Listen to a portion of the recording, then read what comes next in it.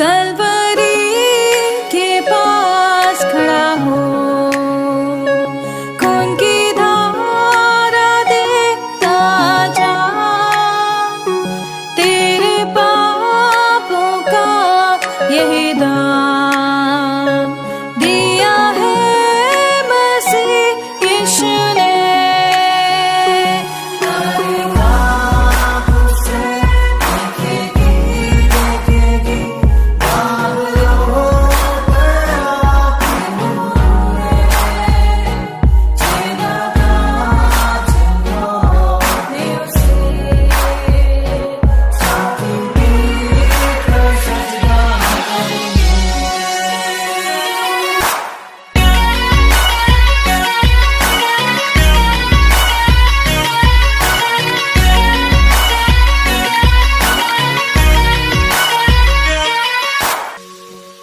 ये हुआ सब तेरे लिए, तूने भी उसे छेड़ा था, फिर भी प्यार से वो बोला था, जाता क्यों नहीं तू उसके पास, फिर भी प्यार से वो बोला था, जाता क्यों नहीं तू उसके पास।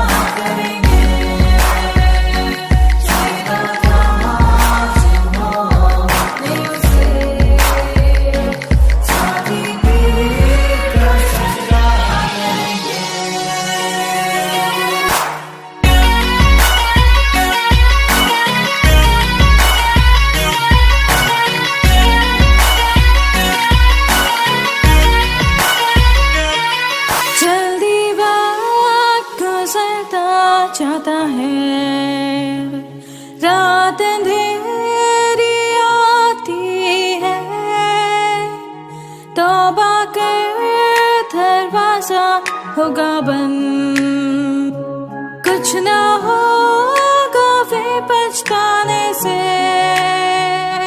तौबा कर दरवाजा होगा बंद, कुछ ना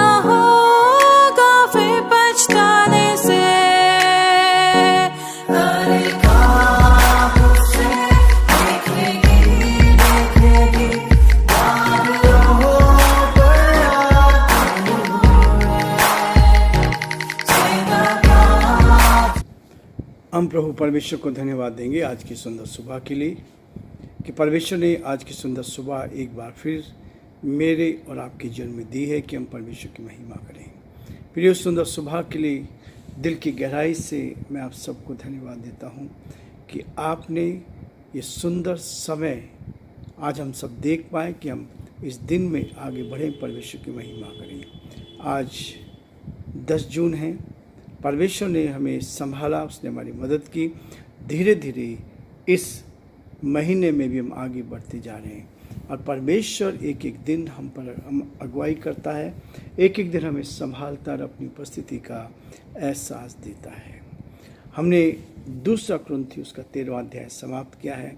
आज हम गलातियों उसका पहला अध्याय शुरू करेंगे ताकि हम इसके द्वारा भी आशीष को प्राप्त कर सकें। पौलुस ने इस पत्र को भी लिखा, ये पत्र पौलुस के द्वारा लिखा गया को पत्र लिख रहा है और ये लोग वो हैं जो वास्तव में परमेश्वर के प्रेम को जिन्होंने पाया था। यीशु मसीह के सुसमाचार का प्रचार और प्रसार गैर यहूदी लोग के बीच में होने लगा था। यहाँ से पहले यहूदियों के बीच में होता था, लेकिन उसके बाद गैर यहूदियों के बीच में ये सुसमाचार होने लगा। इसलिए मैं आप सभी का स्वागत और वेलकम करता हूँ इस नई पत्री के लिए जो पौलुस के द्वारा लिखी गई है, इस पत्री का जब हम अध्ययन कर रहे हैं, परमेश्वर हमारी मदद करें ताकि हम इस पत्री के द्वारा भी आशीष को प्राप्त कर सकें। पहले 4-5 पदों को मैं आपके सामने पढ़ूंगा ताकि हम इसका इंट्रोडक्शन भी देख पाएं और इस किताब को समझने की कोशिश। लिखा है, पौलुस की ओर से, जो ना मनुष्य की ओर से ना मनुष्य के द्वारा वरन यीशु मसीह और परमेश्वर पिता के द्वारा, जिसने उसको मरे हुए से जिला प्रेरित हैं, और सारे भाइयों की ओर से जो मेरे साथ है गलातियों की कलीसिया के नाम। 3 पद, परमेश्वर पिता और हमारे प्रभु यीशु मसीह की ओर से तुम्हें अनुग्रह और शांति मिलती रहे। उसी ने अपने आप को हमारे पापों के लिए दे दिया ताकि हमारे परमेश्वर पिता की इच्छा के अनुसार हमें इस वर्तमान बुरे संसार से छुड़ाए। उसकी स्तुति और बड़ाई युगानुयुग होती रही। आमीन। परमेश्वर का धन्यवाद करते हैं कि परमेश्वर मुझे और आपको इस बड़े कार्य के लिए तैयार करता है, इस वचन का अध्ययन करने के लिए हमें आगे ले चलता है ताकि हम आगे बढ़कर परमेश्वर की महिमा करते चले जाए। इसलिए प्रियो, परमेश्वर का वचन कहता है, क्लेश जब आते हैं, समस्याएं जब आती हैं, परेशानी जब आती हैं, कठिनाई तब आती हैं, तो ऐसे समय में हमें किस रूप से परमेश्वर के साथ रहना है। हम प्रार्थना करेंगे। धन्यवाद, स्तुति के योग्य हमारे सामर्थ्य परमेश्वर, दिल की गहराई से प्रभु हम आपको धन्यवाद देते हैं। आपने पिता परमेश्वर में सुंदर मौका दिया है, आज आपके पवित्र चरणों में झुक जाएं। इस सुबह के वक्त प्रभु हम आपकी महिमा कर सकें। आपने ये अवसर हमें दिया है कि आज की सुबह अपने दिनचर्या को आरंभ करने से पहले आपके साथ थोड़ा समय व्यतीत करें, आपके वचन की ओर ध्यान लगाएं, आपके वचन को अपने हृदय में बसने दें, अपने आप को शुद्ध करें, पवित्र करें, अपनी आत्मा को शुद्ध करें। प्रभु जी, जो भाई बहन हमारे इस YouTube चैनल पर जुड़े हैं प्रभु जी, यीशु के नाम से प्रार्थना करते हैं, आज की सुबह हर एक के हृदय को धो दे, शुद्ध कर दे, पवित्र करे, आत्मा को शुद्ध कर दे, ताकि परमेश्वर सब बातों के द्वारा आपका नाम ऊंचा किया जाए। हम बड़े आदर के साथ हमारे सारे श्रोताओं के लिए, सारे भाई बहनों के लिए प्रभु, जो भिन्न भिन्न क्षेत्रों में, भिन्न भिन्न प्रदेशों में प्यारे परमेश्वर समाज को सुन रहे हैं, हम प्रार्थना करते हैं हर एक पर उत्तम आशीष दे, हर एक के जीवन से आपके नाम को महिमा मिले और जो आपकी योजना है उसको हम पूरा होता हुआ देख सके। धन्यवाद, धन्यवाद, धन्यवाद, धन्यवाद प्रभु। हमारे देश के लिए और प्रदेश के लिए प्रार्थना करते हैं, आप दया कर हमारे देश पर, प्रदेश पर आशीष रहे, सारे भाई बहनों को आशीष दे, अपनी उपस्थिति का एहसास दे, ताकि परमेश्वर सारी बातों के द्वारा आदर महिमा आपको मिले और आप ही का नाम ऊंचा किया जाए। हम बड़े आदर के साथ हम सभी को, सारे श्रोताओं को एक बार फिर से आपके हाथ में सौंपते हुए विनती को अपने प्रभु के धार करता यीशु मसीह के नाम से मांगते हैं, आमीन। प्रियो, परमेश्वर का वचन कहता है, क्लेशों में, समस्याओं में, परेशानी में हम क्या करें? परमेश्वर की इस आवाज़ को सुन सकें। अय्यूब उसका 6 अध्याय उसके 24 पद में अय्यूब इस बात को कहता है, मुझे समझाओ और मैं चुप रहूँगा, मुझे समझाओ और मैं चुप रहूँगा, मुझे बताओ मैंने क्या गलती की है, मुझे बताओ मैंने क्या गलती की है। क्लेश में कैसे हम स्थिर और मजबूत रह सकते हैं, क्लेश में हम कैसे परमेश्वर के इस शाला में, इस स्कूल में हम कैसे खरे निकल सकते हैं। खरे निकलने का मतलब है आप परमेश्वर के साथ गहराई के साथ उसकी निकटता का एहसास करें और परमेश्वर के उस गहरे प्रेम को अपने जीवन में ले सके। प्रियो, यह है परमेश्वर का वचन, प्रियो यह है परमेश्वर का वचन जो आपको मुझे आगे लेके चलता है। अय्यूब का जीवन परमेश्वर को भाने वाला था।